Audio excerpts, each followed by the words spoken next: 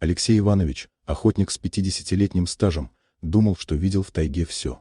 Но эта зима решила испытать его на прочность. Мороз давил под -40, когда из соседней деревни пришла страшная весть.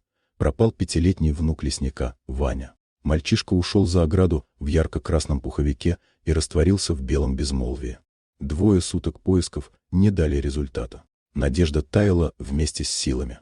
Алексей Иванович, обморозив лицо, упорно шел по едва заметному следу, который уводил все глубже в чертов распадок. Место глухое и гиблое. След оборвался у корней вывороченного кедра. Там под огромным сугробом чернела дыра, из которой валил пар. Берлога.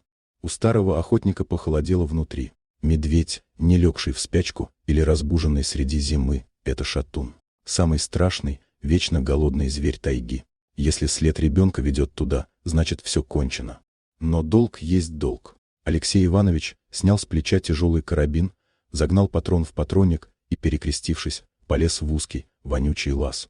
Внутри пахло сырой землей и псиной. Было темно, хоть глаз выколи. Глубокое утробное храпение сотрясало стены тесной пещеры.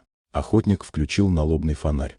Луч света выхватил из темноты гору бурого меха. Медведь был огромен. Он спал беспокойным, тяжелым сном. Алексей Иванович поднял карабин, выцеливая убойное место за ухом зверя. Палец лег на курок. Он был готов отомстить за мальчика. И тут он увидел это. Сначала ему показалось, что это галлюцинация от усталости. Прямо под боком у гигантского хищника, там, где шерсть самая густая и теплая, виднелось яркое красное пятно. Охотник чуть сместил луч света и оцепенел. Карабин в его руках задрожал. Это был Ваня. Мальчик, живой и невредимый, спал, свернувшись калачиком, буквально уткнувшись лицом в теплый живот смертоносного зверя. Одна огромная когтистая лапа медведя лежала поверх ребенка, словно тяжелое одеяло. В этот момент Алексей Иванович понял невероятно. Зверь нашел замерзающего ребенка в лесу и притащил его в свое логово. Но не как добычу. В лютый мороз, когда холод становится главным врагом всего живого, инстинкт сохранения тепла оказался сильнее голода и агрессии. 2 существа с разных концов пищевой цепи грели друг друга, чтобы выжить этой страшной ночью.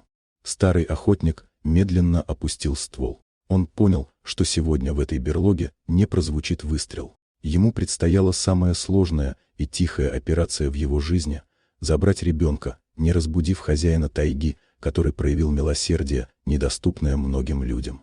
Дорогие друзья, если вам понравилось видео, поставьте лайк, а также подписывайтесь на канал, где наши авторские истории выходят каждый день.